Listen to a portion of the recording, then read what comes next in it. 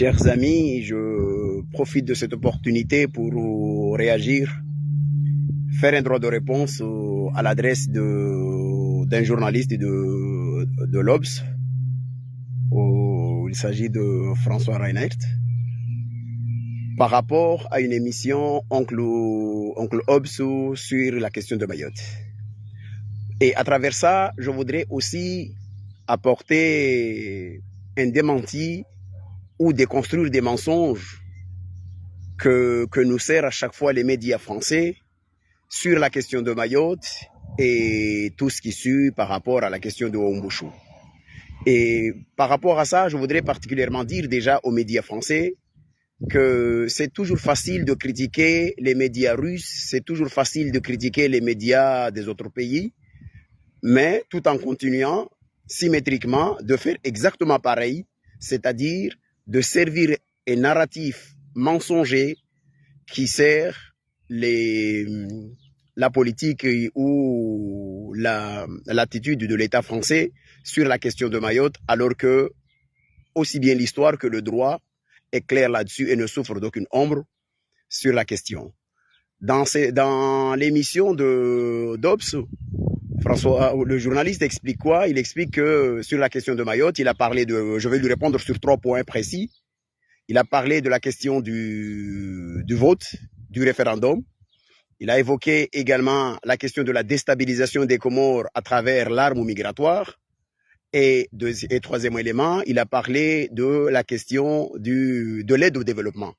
La place ou l'apport de la France sur l'aide au développement. Je voudrais lui répondre sur ces 3 points et à travers lui à l'ensemble des médias français. Quelle que soit vos notoriétés, quelle que soit la notoriété des journalistes qui interviennent, quelle que soit la notoriété des politiciens qui interviennent, quelle que soit l'influence des médias français, nous, enfants d'origine comorienne ou franco-comorien, nous ne laisserons jamais le mensonge passer sans réagir. Et nous les invitons également, si réellement ils sont convaincus de la vérité sur leurs interventions, de nous inviter à débattre avec eux parce qu'on en a marre d'entendre des mensonges, on en a marre d'entendre des choses qui ne tiennent pas la route. S'agissant de la question de Mayotte, par rapport au référendum, il nous explique que c'était des sultanats musulmans et puis devenus possession coloniale, dépendants de Madagascar, mais il oublie de nous dire ou de rappeler que à partir du moment où la France a rattaché les Comores, c'était la loi de l'annexion en 1912, a rattaché les Comores avec Madagascar, pendant tout ce temps-là, l'ensemble des autorités politiques comoriennes, des 4 îles, se sont battues pour se séparer de Madagascar, et en 1946, les Comores ont obtenu le statut de territoire d'outre-mer, et on est parti, nous sommes devenus une entité qui n'a rien à voir avec Madagascar. Et s'agissant de la question du référendum, le plus souvent, les médias français disent que on a consulté les Comoriens et 3 îles. Mais la question est pourquoi on nous parle des 3 îles? Pourquoi on ne nous donne pas, par exemple, les résultats de Moélie, de la Grande Comore, d'Anjouan, mais pourquoi on nous dit les 3 îles et Mayotte? Alors que la question en 74, puisque c'est la loi d'octobre 74, qu'on a consulté les Comoriens le 22 décembre 1974, et la question c'était, souhaitez-vous que le territoire des Comores soit indépendant? On invite le territoire des Comores à se prononcer sur la question relative à son destin futur par rapport à la question de l'indépendance. Et on nous dit, Mayotte a choisi, ou les 3 îles ont voté à 95%, mais Mayotte, mais on oublie qu'il y avait à l'époque 176 000 inscrits aux Comores, et Mayotte ne représentait que 16 000 inscrits. Et par rapport à la question, on a demandé aux Comoriens de se prononcer sur l'avenir, sur souhaitez-vous que le territoire des Comores soit indépendant. Les Comoriens dans leur ensemble ont répondu à 95,54% de oui, nous souhaitons l'indépendance. Et il se trouve qu'à Mayotte, il y a eu un non, le non a gagné à Mayotte, dans un contexte qu'on connaît tous, 65%. Mais pourquoi et au nom de quoi on veut nous faire croire que c'est parce que Mayotte a voté à 65% et donc Mayotte a choisi un autre destin, alors qu'on sait très bien que ce soit un référendum ou une consultation pour l'élection d'un président, on a une circonscription unique et la globalité les résultats sont comptabilisés dans l'ensemble ou de façon globale. Donc, par rapport à cette question, à chaque fois, je voudrais dire et apporter toujours, quelle que soit, je le répète, quelle que soit la notoriété des journalistes français, quelle que soit la notoriété de des historiens qui se ridiculisent comme M. Blanchard, ou quel que soit, mais nous, en tant qu'enfants franco-comoriens ou en tant que fils des Comoriens, nous ne laisserons jamais ce mensonge passer comme ça, sans réagir et apporter une clarté sur cette question. Et ça, c'est la première question. Parce que s'agissant du deuxième point, on parle de l'utilisation d'une arme migratoire, que les Comores utilisent une arme migratoire. Mais ça veut dire quoi? Est-ce que ça veut dire que en 2022, on a comptabilisé 45 000 départs en France vers le Royaume-Uni, des mouvements migratoires, des personnes étrangères qui ont quitté la France pour aller au Royaume-Uni? Est-ce que cela veut dire aussi, au nom de cette même logique, que la France veut déstabiliser la Grande-Bretagne? Ça veut dire quoi? Et d'autant plus que je le répète ici, un Comorien, selon le droit international, qui se trouve à Mayotte, il n'est pas dans un territoire étranger. S'il y a un étranger à Mayotte, je peux vous dire qu'au regard du droit international, le préfet de Mayotte est un étranger sur ce territoire par rapport à un Comorien. Ça, c'est le droit international qui le dit. Ce n'est pas les Comores qui le disent. C'est le droit international qui le dit. Et je le dis ici encore une fois, parce que souvent on dit, il y a un débat, les Comores, parce que le journaliste, il explique quoi? Il dit, les Comores expliquent que, et l'ONU explique que, il y a une conception globale de la prise en charge des résultats, mais la France a une autre lecture des résultats par rapport à la notion du droit des peuples à disposer d'eux-mêmes. Mais si c'est le droit, mais comment se fait-il? J'aimerais bien que les journalistes français nous expliquent pourquoi à Mayotte, vous voulez nous faire croire que le droit des peuples à disposer, il y a un droit qu'on appelle le droit des peuples à disposer d'eux-mêmes au niveau d'une population, mais de l'autre côté de la Crimée, vous refusez, et à juste titre, parce que moi je le dis clairement, je condamne l'agression criminelle des Russes au niveau de la Crimée et au niveau de toutes les zones occupées ukrainiennes. Mais moi, au moins, je reste dans une logique. Je ne me positionne pas dans une logique de deux poids, deux mesures.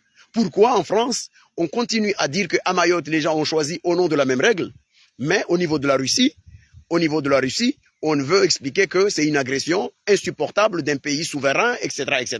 Mais j'aimerais bien que les journalistes français se mettent dans une cohérence par rapport à leurs interventions, parce que ça devient ridicule et ils deviennent la risée du monde parce qu'ils n'ont aucune cohérence dans leur propos. C'est pour cela que j'ai voulu apporter cet élément. Et par rapport à... On nous explique qu'il y a une force migratoire, etc. Effectivement, les Comores, oui, il y a la question de l'arme migratoire. On veut nous expliquer que les Comoriens qui fuient la misère ou qui fuient les difficultés économiques aux Comores et qui vont vers Mayotte, c'est une volonté délibérée de l'État comorien de les laisser partir. Non, c'est une règle qui existe un peu partout dans le monde, à partir du moment où il y a des situations et des populations qui vivent dans un territoire où les conditions ne sont pas bonnes, ils essaient de trouver une vie meilleure à côté. Et ça, il y a eu une responsabilité de la part des autorités comoriennes qui ont géré l'indépendance comorienne. Et là aussi, je voudrais apporter une nuance, parce que souvent, il y a des gens qui font une confusion entre l'indépendance et le développement des Comores. L'indépendance, aucune nation au monde ne méritait d'être dominée par une colonisation abominable. La colonisation, c'est un crime contre l'humanité. Aucune nation au monde ne méritait pas une domination coloniale. Et que les gens viennent nous dire, oui, mais où il y a eu, les Comoriens ont été colonisés, etc. Les Comores ne méritaient pas d'être colonisés. Il en est de même que Madagascar, n'importe quel pays d'Afrique. Aucune nation d'Afrique ne méritait pas d'être colonisée ou humiliée dans le cadre de l'opération coloniale. Donc, à partir de ce moment-là, ce que je vais expliquer, c'est quoi? C'est que, de l'autre côté, il y a des gens qui souffrent, qui ont des difficultés économiques. Ça, on ne dit pas le contraire. Mais ces gens-là, ils essaient de trouver une vie meilleure ailleurs. C'est comme ça. Et d'ailleurs, les mêmes mouvements se produisent au niveau des Comores parce que quand l'activité économique est beaucoup plus prospère à la Grande Comore, mais il y a des communautés, il y a une partie de la communauté anjouanaise qui va à la Grande Comore ou qui va à Moélie ou on est dans un archipel où la population a toujours eu cette habitude de circuler partout. Mais parce que la France a érigé un visa en 95, Et la France est responsable de 30 000 morts. 30 000 morts parce que la France a divisé une nation, a érigé un mur administratif obligeant des gens qui, avant 95, pouvaient se payer un billet pour emprunter un moyen de transport sécurisé que peut être l'avion ou le bateau pour aller de l'autre côté de Mayotte. Aujourd'hui, depuis 95, ces personnes sont obligées de contourner, de partir à des heures pas possibles, parce qu'ils veulent éviter les contrôles des polices de frontières, etc., avec toutes les conséquences que nous connaissons. Donc, c'est par rapport à ça que j'ai voulu expliquer. Et s'agissant aussi de la question que les Comores laissent des mouvements, les populations, ces mouvements migratoires, ces populations de partir à Mayotte pour déstabiliser. Mais s'il y a une déstabilisation dans cette région, jusqu'à preuve du contraire, les faits sont têtus. C'est l'État français qui déstabilisait les Comores. Bob Denard et la somme de tous les coups d'État réalisés aux Comores avec le feu orange de Paris, c'est Bob Denard qui déstabilisait les Comores. Et en même temps, si réellement la France veut aider les Mahorais pour diminuer ou pour baisser la pression migratoire, la France n'a pas intérêt à soutenir des régimes criminels de l'autre côté des Comores. Qu'on m'explique pourquoi la France soutient le régime d'Azali alors que ce régime a mis à mal toute possibilité de développement de l'autre côté des Comores. Ce régime a violé le suffrage universel. La France a reconnu les élections. Donc la France ne peut pas jouer sur le deux tableaux. Il ne peut pas dire aux Mahorais que nous faisons tout pour essayer de diminuer la pression migratoire, mais au même moment soutenir un régime autoritaire, un régime criminel, un régime qui a mis à sac toutes les finances de l'État comorien au profit de son clan. Ça aussi, il faut qu'il y ait une clarté par rapport à cette question-là. Donc, l'État comorien n'organise pas une déstabilisation quelconque vis-à-vis à travers la question migratoire. Non, pas du tout. Les quelques déstabilisations qui existaient aux Comores, ça vient toujours, c'était à la fois soit c'est des coups d'État, soit c'est les mouvements les mouvements séparatistes animés par des représentants. Il y avait à cette époque, il me semble que c'était Madame Loisel qui était aux Comores, qui fricotait avec les mouvements séparatistes en juin pour essayer de déstabiliser, en juin qui avait hissé un drapeau français, etc. Mais il faut que la France réalise que pour trouver une solution dans cette région, il faut absolument qu'on se pose pour discuter et surtout ne pas déstabiliser de l'autre côté ou ne pas soutenir des régimes criminels de l'autre côté. S'agissant de l'aide au développement, parce qu'à chaque fois, on entend, oui, la France fait un chantage sur la question du développement, de l'aide au développement aux Comores. Je voudrais rappeler une chose. Les Comores, c'est un État comme n'importe quel État, quel que soit son niveau de vie, mais les Comores, c'est un État souverain.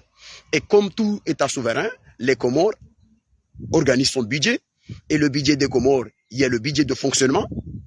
Ce budget de fonctionnement qui est couvert par l'ensemble des recettes comoriennes pour à la fois les salaires et aussi le fonctionnement étatique. Mais il y a un autre domaine, c'est ce qu'on appelle le volet du programme d'investissement public. Donc c'est ce qu'on appelle l'aide de développement. Dans ce programme-là, de l'autre côté, il y a les recettes comoriennes. Et de l'autre côté, c'est plutôt l'ensemble des partenaires des Comores. Il n'y a pas que la France qui aide les Comores. Et il n'y a pas que les Comores qui est aidé en tant que pays au monde. Il faut qu'on soit clair là-dessus.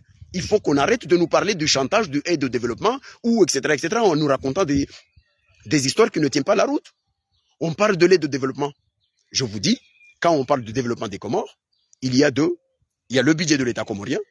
C'est un budget qui, malheureusement, compte tenu des moyens de l'État comorien, ou conséquemment à la corruption, à la grande corruption qui gangrène cet État comorien. Mais la corruption ne gangrène pas que l'État comorien, il gangrène aussi d'autres États, comme ici, pas plus tard qu'il y a quelques jours, nous avons appris qu'un ancien président est condamné 3 ans de prison ferme ou avec la possibilité de porter un bracelet électronique parce qu'il est lié dans des affaires de corruption. Par exemple, on sait que de l'autre côté de Mayotte, au niveau du département ou du conseil général, la Cour des comptes en France a plusieurs fois condamné les autorités qui géraient de l'autre côté de Mayotte. La corruption est partout. Je ne l'excuse pas, je le condamne toujours. Mais je tiens à le rappeler. Donc, par rapport au développement, il y a un budget. Le budget de l'État comorien est divisé en deux. Il y a une partie du budget qui est le budget de fonctionnement, qui paye les salaires et le fonctionnement, tout ce qui est les voitures, etc., avec toutes les dérives qu'on dénonce.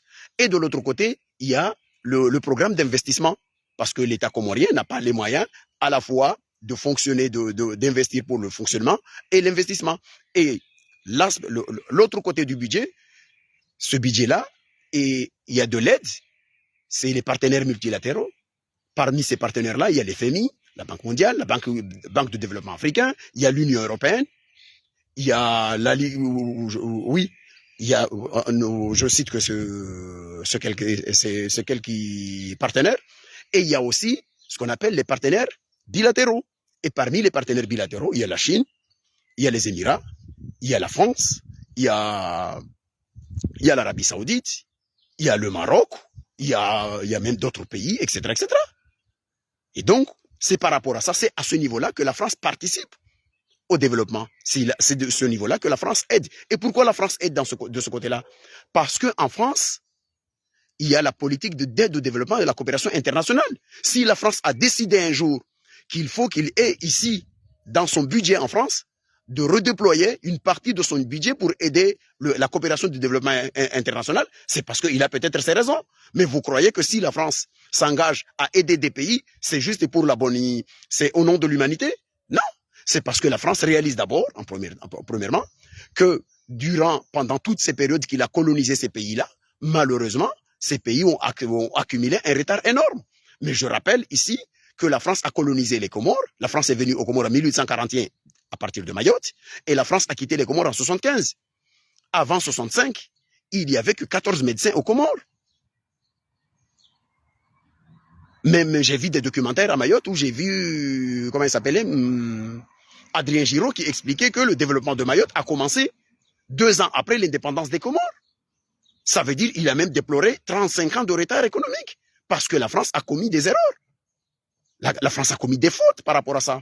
Et donc, si la France a estimé qu'il faut qu'il redéploie un développement, si la France a estimé que dans le cadre de sa politique étrangère, il doit avoir un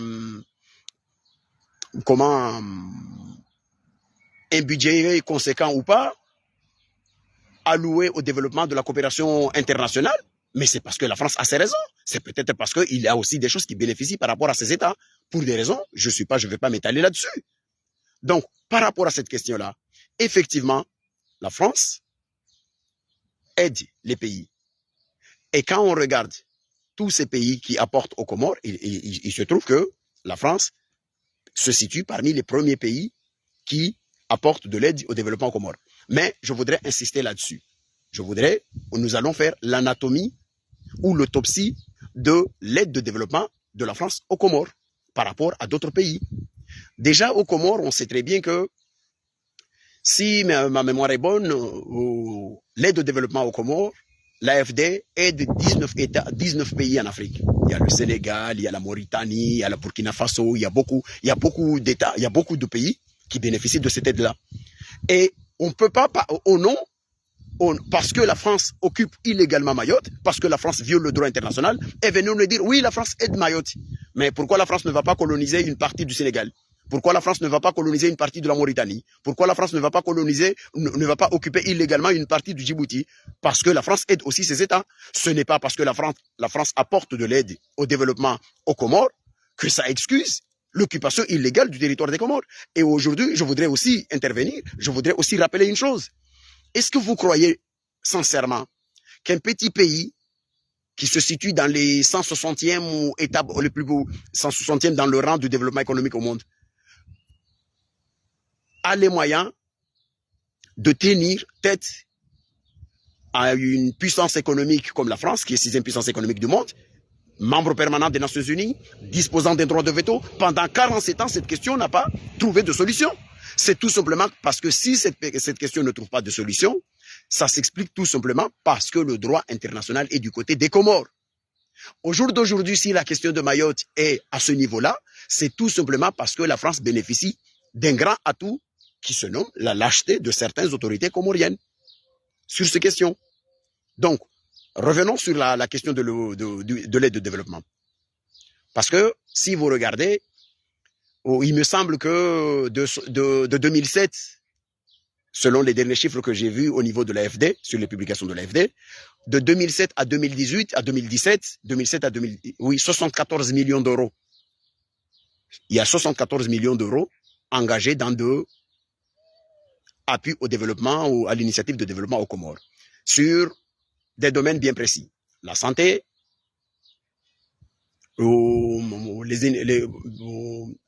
les initiatives économiques et financières, l'agriculture, je ne sais pas s'il y a des infrastructures, mais il y a 5 domaines. Dans 5 domaines. Ce sont des domaines prioritaires que la France choisit d'apporter son aide aussi bien aux Comores que dans n'importe quel pays des 19 pays prioritaires que la France aide dans le cadre de l'aide au développement économique. Et ce qui se passe aux Comores, c'est quoi? Si la France donne 100 euros, si la France donne 100 euros, déjà il faut comprendre que cet argent est géré par des institutions françaises. C'est l'agence de développement économique, c'est l'agence de développement français qui gère cet argent. Les études d'impact ou les premières études qui se font, ce sont des Français qui le font. L'exemple, je peux citer l'expertise France qui est aux Comores aujourd'hui. Je peux citer l'expertise France qui est aux Comores aujourd'hui. Je dirais que 80 ou 75% de l'argent que la France engage part de l'autre côté. La France donne par la main droite dans le cadre de l'aide au développement, mais elle récupère une grande partie de cet argent par la main gauche à travers des études d'expertise, des institutions françaises. Soit c'était le COLAS qui faisait les routes que la France engage. Il y a aussi... Mais tout se fait comme ça. On invite des experts qui viennent aux Comores, mais ce sont des experts français. Mais la plupart du temps, même quand l'agence de développement économique prend un expert franco-comorien qui est ici, une fois aux Comores, ils essaient de le payer en tant que Comorien ou essayer de ne pas le payer comme ils payent les Français qui vont aux Comores, par exemple. Et quand vous voyez toutes ces choses-là, quand on regarde à ce niveau-là, qu'est-ce qui se passe? Parce qu'il y a une réalité. Si réellement, tout cet argent, je vous ai dit 74%, je vous ai dit plutôt 74 millions de 2007 à 2017, selon les chiffres publiés sur le site de l'AFD. Si réellement cet argent allait directement dans l'investissement pour aider le Comorien, mais ça serait, on l'aurait vu. D'autres pays qui se situent, et pourtant, dans le cadre de leur aide, ils ne sont pas les premiers, parce qu'on dit que dans le cadre pour les partenaires étrangers, pour les partenaires bilatéraux, c'est la France qui est en premier. Mais il y a d'autres pays comme la Chine, par exemple. Il y a d'autres pays comme l'Arabie Saoudite. Il y a d'autres pays comme les Émirats. Tous ces pays-là, on voit leur réalisation aux Comores. Mais la question est la suivante. Mais où sont? Mais pourquoi on ne voit pas les réalisations françaises aux Comores? Parce que c'est la question. On nous dit la France appuie la santé aux Comores. Ok, d'accord. C'est ce que d'ailleurs l'AFD affiche avec fierté, que la France appuie au secteur sanitaire aux Comores. Mais quand on regarde, qui peut me citer l'hôpital qui est construit aux Comores par l'aide de développement français? Aux Comores, par exemple. J'aimerais bien qu'on me l'indique. Alors qu'on sait que la Chine, par exemple, a construit l'hôpital de Babao. La France aide l'éducation nationale aux Comores. Et tout le monde, mais moi quand je vois l'AFD qui dit que la France appuie le secteur de santé aux Comores, je dis oui. Mais quand je regarde, au même moment, je me demande pourquoi cette France qui aide à l'appui, qui apporte son appui au secteur sanitaire aux Comores, voit des Comoriens fuir les Comores pour aller de l'autre côté de Mayotte parce qu'ils cherchent une meilleure prise en charge sanitaire. Donc il faut qu'on nous explique où va cet argent. Ça aussi, c'est des choses qu'il faut expliquer. C'est des choses qu'il faut expliquer. La Chine, par exemple, la Chine a construit l'Assemblée nationale aux Comores. La Chine a construit une partie de l'aéroport aux Comores.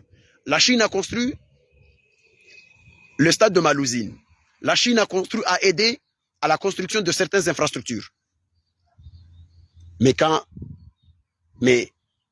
il y a des routes aux Comores qui sont financées par l'Union européenne, par de l'argent qui est géré par les institutions françaises. Mais le marché, c'était le COLAS. C'est une société française aussi. Mais ça aussi, il y a des moments où il faut se poser des questions. Il y a des moments où il faut se poser des questions. On nous parle de 150 millions. Mais on est dans un pays où même les autorités, je prends le cas d'Azali, on lui dit, on va vous apporter, ils ont organisé une conférence en France, il y a eu des déclarations d'intention des pays qui se sont dit, nous allons apporter de l'aide aux Comores. Ou bien les engagements qui ont été signés à Paris, les accords de la honte, celles que j'appelle les accords de la honte, les accords qui ont été signés les accords signés par l'État français et l'État comorien. Et avec cette enveloppe ou cette aide ou cette promesse d'aide de 250 millions. Mais Azali dit, la France a donné 150 millions. Mais où est parti ces 150 millions? Mais la France n'a pas donné 150 millions. La France a fait une déclaration d'intention de donner 150 millions d'investissement aux Comores, qu'il n'a pas donné. Et d'ailleurs, le Canard enchaîné l'a bien expliqué, que sur ces 150 millions annoncés, il n'y a que 12 millions qui ont été décaissés, et c'est l'Agence France de développement qui le gère. Je ne sais pas combien ont bénéficié réellement aux Comoriens. Mais c'est ça, c'est pour cela que j'ai voulu apporter cette clarification par rapport à cette question. Et s'agissant de la question, à chaque fois je le dis, il n'y a que les Mahorais qui ne reconnaissent pas qu'il y a un problème indifférent diplomatique entre les Comores et la France au sujet de cette île. Mais quand les Français signent des accords en France, parce que je le répète ici, normalement, je voudrais juste dire une chose, c'est qu'on a signé des accords. Mais moi, je considère que les accords majeurs qui ont été signés entre les deux États depuis l'indépendance, c'est les accords signés entre le président Ikilil et François Hollande. Ce sont les deux, cette déclaration de Paris signée entre François Hollande et le président Ikilil, c'est le document le plus intéressant, le plus important. Parce que depuis notre indépendance, c'est le seul document signé par deux chefs d'État. Et dans ce document, le préambule le dit clairement. Je vais vous le lire. Parce que j'invite aux Mahorais, parce que le plus souvent, quand l'État français discute avec l'État comorien en France, on parle de la question de Mayotte comme étant un objet, une île, qui est l'objet d'un différend diplomatique opposant les deux nations. Et la France reconnaît dans le cadre des déclarations, et particulièrement, je cite celle qui est signée par Ikililou et François Hollande, la France reconnaît qu'il y a un problème depuis la décolonisation des Comores, conformément au non-respect des normes internationales liées à la Charte des Nations Unies. Ça, c'est juste une façon de ne pas écrire que conformément au viol de la résolution 3385. Mais le texte, je peux vous le lire. Hein. Attendez. Attendez-moi une seconde. La déclaration, elle est là. Déclaration de Paris sur l'amitié et la coopération entre la France et les Comores. Signée à Paris le 21 juin 2013 par le président François Hollande et Ikililou Donin. Déterminée à promouvoir l'amitié des peuples dans le respect de la Charte des Nations Unies, la France et les Comores qui partagent une longue histoire souhaitent ouvrir un nouveau chapitre de leurs relations. Écoutez ce qui suit. Indifférent, avec un D à la fin, apparu depuis l'accession des Comores à la souveraineté, en vertu des principes universels de la Charte des Nations Unies et des normes internationales relatives à l'accession à l'indépendance des anciennes colonies, a affecté les relations historiques entre les deux pays. J'aimerais bien qu'on m'explique ici. Quand on dit une telle formulation, que ce différend est né au moment de la décolonisation des Comores, parce qu'il y a eu un problème relatif au respect des chartes des Nations Unies, relatif à comment il dit quoi la formule? Il dit oui, en vertu des principes universels de la Charte des Nations Unies et des normes internationales relatives à l'accession à l'indépendance des anciennes colonies, a affecté les relations historiques entre les deux pays. Mais si ça, c'est pas reconnaître que la France a commis des erreurs ou des fautes par rapport à... Oui, le document, vous pouvez l'avoir. Hein. Je peux le faire des photos. Je ferai des photos et je le mettrai en commentaire là. Je vais mettre les pages en commentaire. Donc, quand on voit ce genre de document, que la France reconnaît, on n'est pas là en train de parler comme on entend à Mayotte, André Nansouli, je sais pas quoi, ou des histoires qui datent de je sais pas quoi. Non, la France reconnaît que, en vertu du droit international, il y a eu un problème. Et il reconnaît dans ce document qu'il a violé le droit international. Mais on trouve une formule qui ne veut pas choquer les Mahorais. Au lieu de dire, parce qu'il y a eu une violation du droit international, conformément à la résolution 12 du 12 novembre 1975, 3385, la France n'a pas respecté ça. Et je rappelle aussi aux journalistes français, comment on peut faire une émission et ne pas évoquer les 14 résolutions des Nations Unies qui condamnent la France. Comment on peut faire une émission pour parler de Mayotte et ne pas rappeler que la France a dû utiliser son veto pour essayer d'expliquer, pour essayer de bloquer une résolution contraignante des Nations Unies sur la question de Mayotte. La France peut faire tout ce qu'il veut. Je le dis ici. Et à chaque fois, je le répète, nous sommes des franco-comoriens. Moi, je suis franco-comorien. Et ce n'est pas parce que le plus souvent, je vois des Mahorais qui disent « Oui, mais lui, il est français, mais il critique la France. » Et heureusement que je suis français, je peux critiquer la France. Et rien ne m'oblige de critiquer, de soutenir la France, si la France viole le droit international. C'est comme si on veut obliger quelqu'un de soutenir le régime de Vichy à l'époque, sous le prétexte que Pétain était représenté la France.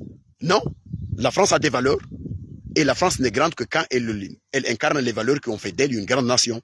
Je suis franco-comorien, je soutiens la France, et je soutiens surtout la France quand elle respecte les valeurs qui ont fait d'elle une nation de référence à l'échelle internationale.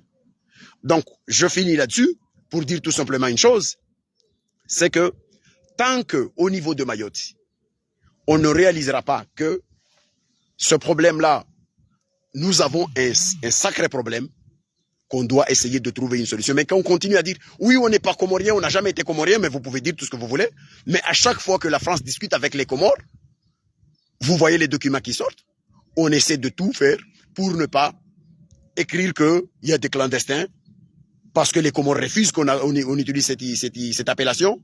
Les Comores refusent qu'on écrit dans un document que Mayotte est comorienne, Mayotte est française. Et la France signe des conventions internationales relatives aux Jeux qui dit que Mayotte peut participer à ces Jeux, mais Mayotte ne portera pas le drapeau français. Mayotte ne chantera pas l'hymne français. Mais tout ça, les Mahorais, ils ne voient pas ça. Non, ils sont français. Ils sont français et ils continuent à dire il faut accepter que il y a un problème. Et quand on discute à Paris de la question, vos élus sont souvent invités aussi ici à Paris. Et quand on discute, les documents qui sont écrits ici, ils sont associés dans la rédaction de ces documents. Et on écrit dans ce document que nous allons essayer, là, depuis 47 ans de différents diplomatiques, les seules avancées qu'on peut noter, c'est l'ingéniosité dans la sémantique utilisée. On essaie de trouver des formules. Nous allons essayer de maîtriser le trafic, les mouvements irréguliers ou de ceci, etc., etc.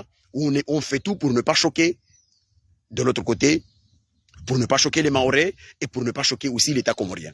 Plutôt que de regarder le problème et de dire nous avons un problème et ce problème-là, on doit trouver une solution et la solution commencera par faire quoi? On va se poser et nous allons discuter.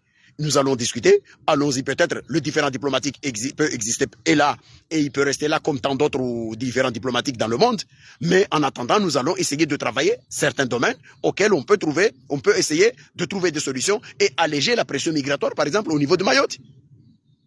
Ça, on peut discuter de ça. On peut discuter sur un bon nombre de choses. On signe des accords, on dit il peut y avoir des coopérations régionales, il peut y avoir des coopérations décentralisées, il peut y avoir, etc., etc. Mais au même moment, une fois que les autorités, les députés mahorais, ils sont en France, ils sont associés dans la rédaction de ces documents, et une fois qu'ils arrivent à Mayotte, la bande à l'extrême ou les extrémistes des mouvements collectifs ou les collectifs racistes là qui sont à Mayotte, et ils commencent à dire non, non, non, on ne veut pas de ces choses-là, et les députés, tout le monde, les députés commencent à dire non, non, on n'était pas au courant, etc., etc. Alors que les documents, comme l'accord de 2019, il dit clairement que les élus mahorais ont été associés dans le cadre de ce document. Donc, je le dis, il y a un différend diplomatique sur la question de Mayotte, que les Mahorais le veulent ou ne le veulent pas. L'État comorien, quand il discute avec la France au sujet de Mayotte, c'est parce qu'il y a un problème. Tant que les Mahorais ne commencera pas par y accepter qu'il y a un différend diplomatique, alors on continuera toujours à faire comme ça. On continuera à vous dire, oui, voilà, la reprise, le mouvement Waombouchou va continuer, etc., etc. Mais vous vous rendez pas compte que le problème qui se passe, c'est quoi? Au jour d'aujourd'hui, on est dans des situations où la France réfléchit même à l'idée de changer de nom, cette opération. On l'appelle Waombouchou, la France réfléchit à l'idée de changer de nom. De changer de nom, cette opération. La France avait promis que dans 2 mois, il va envoyer 20 000 Comoriens. Il va expulser 20 000 Comoriens. Au jour d'aujourd'hui, ils sont en train de négocier avec les autorités voyous de l'autre côté, particulièrement Fakrim Radabi et Belou, qui sont les voyous de la République, pour essayer de faciliter et de contraindre à des gens de récupérer les passeports des gens et les acheter des billets pour les faire passer comme étant des gens qui ont choisi de rentrer de leur propre gré aux Comores. Parce que ils veulent plus assumer que voilà, il y a un problème. Donc, on envoie 16, on envoie 20, on envoie 80, mais on est loin, on est même très loin des annonces qu'on avait fait. Effectivement, il y a une lâcheté de la part des autorités comoriennes. Et là, par la même occasion, j'invite particulièrement le régime d'Azali, ce régime honni et criminel qui est de l'autre côté des Comores, de clarifier sa position. Parce qu'on nous dit, le porte-parole du gouvernement comorien dit que les Comores refusent. Dans les négociations, les Comores ont dit, l'État comorien, et là je le dis aux Mahorais, encore une fois, l'État comorien a affirmé devant les autorités françaises que les enfants qui sont nés à Mayotte de parents comoriens, des parents originaires des autres îles des Comores, sont des enfants mahorais. L'État comorien a refusé d'accepter que ces enfants-là soient expulsés de l'autre côté. Mais ça, le préfet ne vous dira jamais ça. On ne vous dira jamais ça. Et ça, cette décision a été prise ici à Paris. Cette décision a été prise à Paris. J'ai vu Daniel Zaidan, je profite de cette occasion aussi pour répondre, j'ai vu Daniel Zaidan qui racontait des salades en disant Maria Galanta, c'est pas Maria Galanta, il profite de l'argent des Mahorais. Mais attendez, Maria Galanta, c'est un transporteur. Pourquoi se défausser sur Maria Galanta? Si tu as du courage, attaque le préfet. Critique le préfet, critique le gouvernement français. Parce que Maria Galanta, il est là. Si on lui dit que vous avez l'autorisation de ramener ces personnes-là parce que l'État comorien a accepté de les intégrer là-bas, Maria Galanta va les transporter. Mais on se défausse de l'autre côté de Maria Galanta en disant oui, Maria Galanta, il profite de l'argent des Mahorais. Oui, il y a un moment donné, il commençait à délirer. Il a même parlé que le patron de Maria Galanta s'est marié avec un Mahorais, mais s'il est marié avec une Mahoraise, ou si il est marié avec, je sais pas, peu importe, ou une Martiniquaise, ou une Guadeloupéenne, ou une Française de la Gironde, peu importe. C'est quoi le lien entre ça et la question des transports? Mais franchement, mais c'est ça. On essaie à chaque fois de l'autre côté de Mayotte, on essaie de se défausser sur des faux problèmes. On essaie de se dire oui, parce que l'État comorien, oui, parce que, etc. Mais ayez le courage de regarder en face l'État français et de dire à l'État français, mais qu'est-ce qui se passe dans ce pays? Vous dites que ça fait 47 ans que les Comores réclament que Mayotte est comorienne. Mais vous êtes français. Mais je peux vous rétorquer ceci. Et ça fait 47 ans que vous dites que vous êtes français, mais on ne vous autorise pas de chanter l'hymne national dans des jeux des îles. Par exemple, excusez-moi, ça fait 47 ans qu'on vous refuse le droit de porter le drapeau dans les jeux. Ça fait 47 ans qu'on vous dit à chaque fois qu'on fait des négociations à Paris pour essayer de trouver des solutions parce que vous n'êtes pas, vous pouvez prétendre que vous êtes français, mais vous n'êtes pas français comme vous le pensez. Ça fait 47 ans, votre député Mansour Kamardine dit que il y a une doctrine au niveau du Conseil des affaires étrangères français, le Quai d'Orsay, qui veut que Mayotte ne soit pas, qui a toujours voulu que Mayotte ne soit pas française. Ça, c'est pas Caïs qui le dit. C'est votre député Mansour Kamardine qui le dit. Et ça, il le dit bien après la départementalisation. Parce qu'en France, il y a des institutions, le Quai d'Orsay, ce sont des fonctionnaires français, des diplomates français, qui défendent les intérêts de la France un peu partout dans le monde, dans le respect des règles de l'art, de la diplomatie. Eux, ils savent mieux que qui que ce soit que la violation du droit international par la France sur la question de Mayotte constitue c'est une sorte de caillou dans la chaussure de la diplomatie française. C'est pour cela qu'ils ont toujours condamné cette position politique qui consiste à dire qui a fait qu'on a choisi d'intégrer Mayotte contre le droit international dans le scarcelle de l'État français.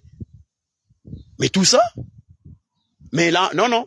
Les Mahorais ils vont venir, il y a certains Mahorais extrémistes, ils vont venir, ils vont m'insulter sur des commentaires, mais ils n'oseront pas avoir le courage de dire, mais s'il y avait un minimum, je dis parce que le plus souvent, il y a des Mahorais qui insultent les Comoriens, hein. Ils disent ce qu'ils veulent. Mais je peux vous dire que partout dans les territoires d'outre-mer français, il y a au moins un mouvement, même si c'est 2 ou 3 personnes qui se disent on peut être indépendant. Quand on est humilié à ce point, quand vous vous retrouvez dans une situation où les Comoriens vous réclament, ils disent que vous êtes un territoire comorien, vous dites que vous ne voulez pas. Il y a des gens qui me disent oh, nous on ne voulait pas. Mais attendez, mais les Corses aimeraient bien être indépendants. Mais pourquoi la France, au nom du droit de peuple à disposer d'eux-mêmes, ne laisse pas les Corses organiser des élections et partir? On se souvient que les Catalans ont voté. Les Catalans ont voté pour ne pas être espagnols. Et pourtant, ils continuent à être espagnols. Mais on dirait qu'il y a Mayotte que ça pose un problème. Vous pouvez dire tout ce que vous voulez. La France peut user de tous les moyens et violer le droit international et rester à Mayotte autant d'années qu'elle le souhaite. Mais cela ne nous empêchera pas de dire qu'il y a une violation du droit international de la part de la France à Mayotte. Et il n'y a pas que les Comoriens qui le disent. Je vous ai donné l'exemple de Gérard Haro, l'ancien ambassadeur de la France aux Nations Unies. C'est lui qui défendait les intérêts de la France aux Nations Unies, qui le dit, que la France a violé le droit international. Parce que le principe du droit du peuple a disposé d'eux-mêmes. Si on part, supposons que désormais, nous allons avaliser la question que Mayotte a choisie. Et que désormais, Mayotte a choisi et que nous allons avaliser au nom de ce principe-là que n'importe quelle région d'un pays peut prétendre, peut organiser des élections et dire désormais, en vertu des résultats, on peut être indépendant. Mais c'est la déstabilisation totale de tous les pays du monde. Mais il y a déjà des pays en Afrique auxquels on trouve des ethnies qui se retrouvent dans un territoire auquel ils n'aimeraient pas y être de l'autre côté. Mais les frontières ont été tracées comme ça et le principe a été accordé comme ça pour garder la stabilisation de ces États-là. Donc c'est pour cela que je le dis. S'il y a des courageux, parce qu'on nous dit, j'ai même entendu des Mahorais qui disent que si nous, on prend la parole parce qu'on a envie de passer à la télé ou je sais pas, mais ça s'appelle le summum de la bassesse intellectuelle. Mais s'il y a des Français, des journalistes français, ou des journalistes mahorais, ou des autorités politiques mahoraises, qui s'estiment convaincus de leurs droits, au nom, avec des arguments solides, mais qu'ils acceptent le débat avec les Comoriens. Mais ça sert à rien d'aller se balader sur une télévision, les plateaux, et raconter des conneries seules, parce qu'en face, il n'y a pas de contradicteurs. Moi, à chaque fois, je dis, à chaque fois qu'il y aura la possibilité de discuter avec un Mahorais, un responsable mahorais ou quelqu'un qui défend ses thèses, je suis disposé à discuter, à échanger. Donc voilà, un moment viendra, mais je dis aux Mahorais, réfléchissons, discutons. Ceux qui insultent, ils peuvent insulter, mais il y a une réalité, il y a un problème. Ce n'est pas en disant que ce problème n'existait pas que ça effacera ce problème. Le problème, il est là.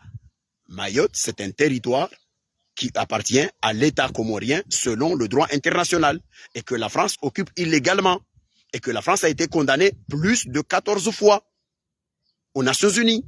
La France a dû utiliser son veto le 6 février 1976 pour bloquer une résolution internationale, une résolution contraignante au niveau de Mayotte.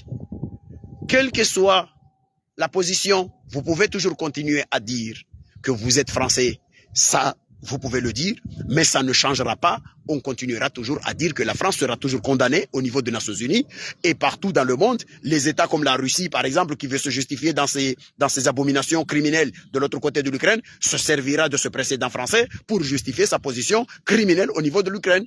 Ça, par exemple, moi, je ne suis pas tout à fait d'accord. Donc, voilà.